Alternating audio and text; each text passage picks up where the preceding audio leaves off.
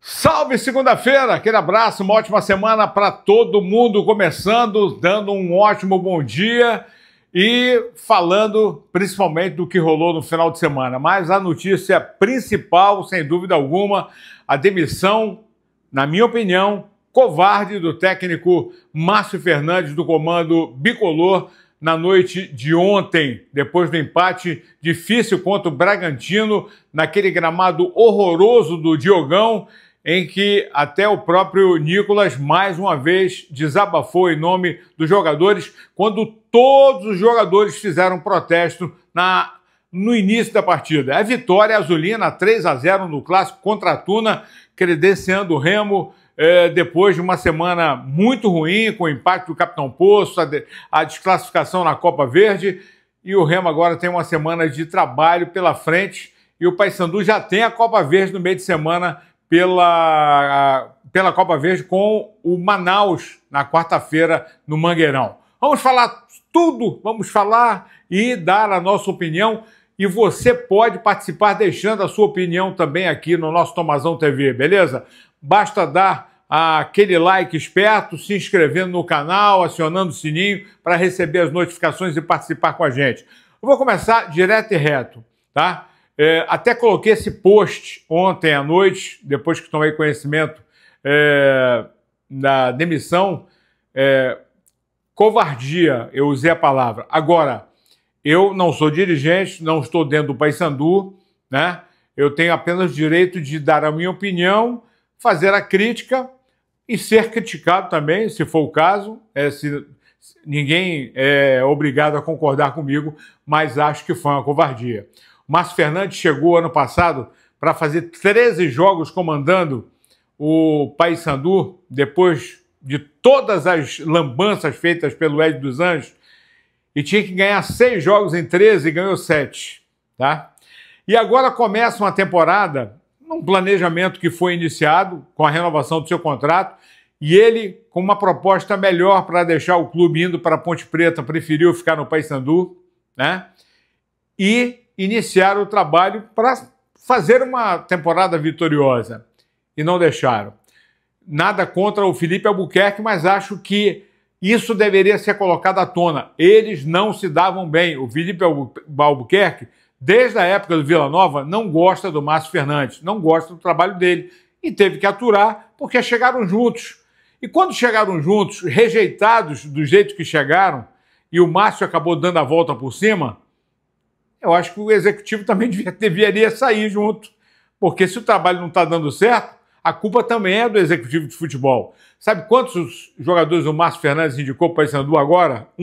Marlon. O resto, a responsabilidade é do executivo com a aprovação do presidente Roger Aguilera. Aí, da diretoria, é a forma de trabalhar. Acho que foi uma covardia, isso foi. E o Márcio, lamentavelmente, segue o caminho dele, e o Paysandu vai seguir o caminho dele, porque isso é o futebol. A mudança, às vezes, é necessária, talvez não fosse nesse momento, até porque o Paysandu ficou de contratar 4 jogadores, contratou 2 e que não jogaram ainda, está cheio de deficiências na zaga, tem problema no meio-campo, tem um ataque, mas não tem um elenco que o técnico gostaria de ter. Aliás, com relação ao jogo de ontem, o Paysandu até que nem foi tão mal assim, enfrentando um Bragantino que teve muito melhor no jogo, mas no intervalo do jogo, o Nicolas usou mais uma vez da palavra e contundentemente com relação ao gramado do Diogão. Fala, Nicolas. Ministério Público, pelo amor de Deus, salva os atletas do estado do Pará, velho, porque isso aqui é uma vergonha. É uma vergonha.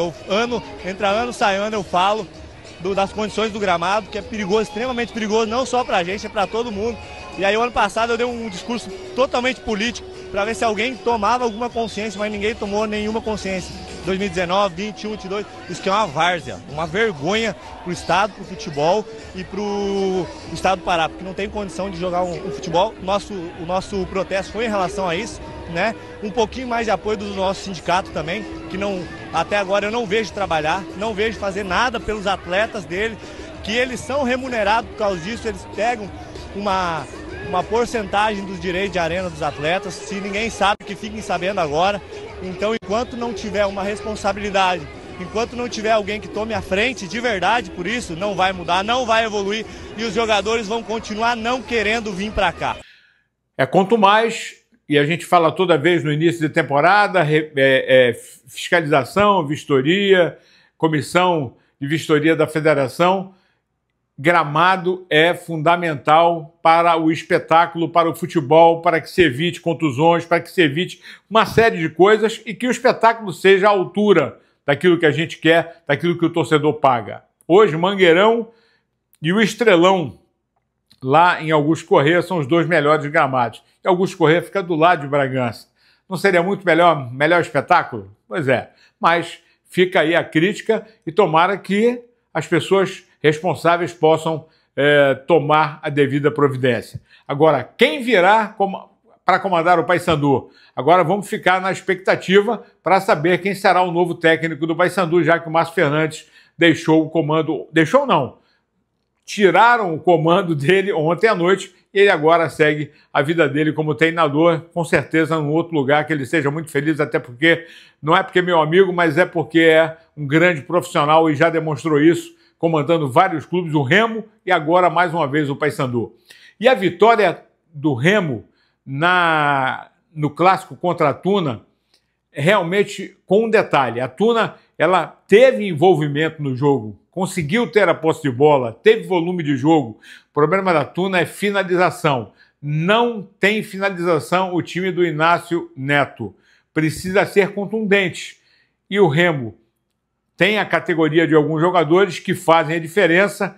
O Rodrigo conseguiu arrumar a casa, dar uma ajeitadinha, principalmente no segundo tempo, embora tenha feito um gol com o Maxwell no primeiro tempo, uma ótima jogada, inclusive com o lateral, o Edson Cauã, garoto da base, como o Cadu jogando muito bem no lado direito. Agora, precisa o Remo definir o time titular. Ontem começou com os dois atacantes, o Ítalo e o Viseu, não podem jogar juntos, e o Viseu, depois que ficou, acabou aparecendo muito mais no jogo, ele saindo da área é mais complicado, e acabou fazendo o gol. E o Pedro Castro, eu vou deixar para falar depois, porque a leitura do técnico Márcio Fernandes, ele avalia o que aconteceu no meio de semana contra o time do Roraima, do São Raimundo de Roraima, e pensava, né, naquilo que poderia acontecer no clássico contra a Tuna, e a preocupação era grande, porque se o objetivo agora é o Campeonato Paraense, o clássico seria uma maneira, vencendo o clássico, seria uma maneira de tentar dar a volta por cima, e o Rodrigo fez a leitura dessa forma. Eu não estava ali, infelizmente a torcida também não podia estar ali para contribuir, e não foi uma noite tão inspirada, né? A gente sabia que, embora tivéssemos uma eliminação, a gente sabia que tinha um clássico final de semana vindo de uma sequência muito grande de jogos, onde eu tinha peças importantíssimas para o jogo de hoje, para um clássico, e sabendo que o adversário, com um time muito leve, um time de muita mobilidade, movimentação, tinha uma semana de descanso. Então a gente estava preparado, a gente não estava tão preparado para competir fisicamente. Ou seja, eles poderiam ter o controle do jogo com a bola, mas nós optamos pelo controle do espaço. Né? Embora eles tivessem o volume do jogo, a gente tinha o controle do espaço, sempre cobrindo muito bem a bola, a gente sabia que eles iam optar pelos lados, a gente preenchia muito bem a nossa área para qualquer tipo de cruzamento.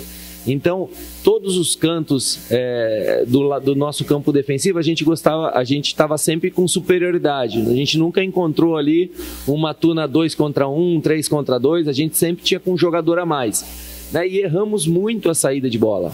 Né? Acho que a gente falhou muito, errou muito passe ali no início, e a Tuna vem com uma marcação muito alta, né? E a gente sabia que eles iam cansar, porque também só atacar, só jogar cansa, e a gente tinha as nossas armas para no momento que eles cansarem, a gente percebesse um espaço no meio de campo, a gente ia colocar uma peça que ali a gente ia preencher e subir a marcação.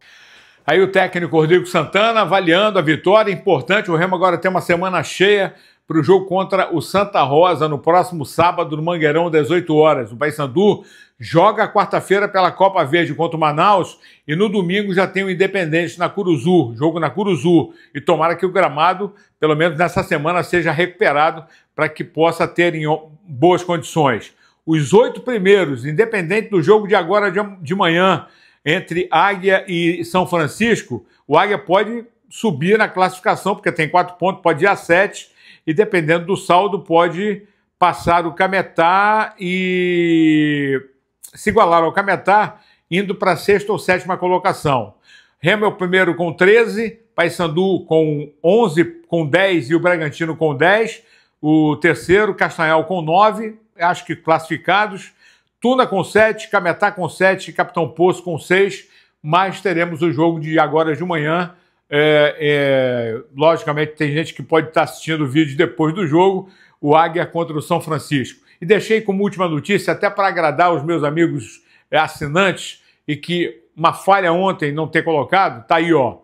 Paysandu, campeão sub-20 de 2024, era a última competição que faltava, estava pendente, e o Paysandu venceu, empatou em 1-1 lá em Marabá com o Águia no jogo da volta, tinha ganho o jogo da ida, empatou em 1-1, ou melhor, empatou o jogo da ida e empatou o jogo da volta 1-1, e nos pênaltis o Paysandu acabou campeão paraense sub-20. Tomara, quem sabe, não surjam mais valores que possam ser aproveitados no profissional. Galera, é a semana que está começando.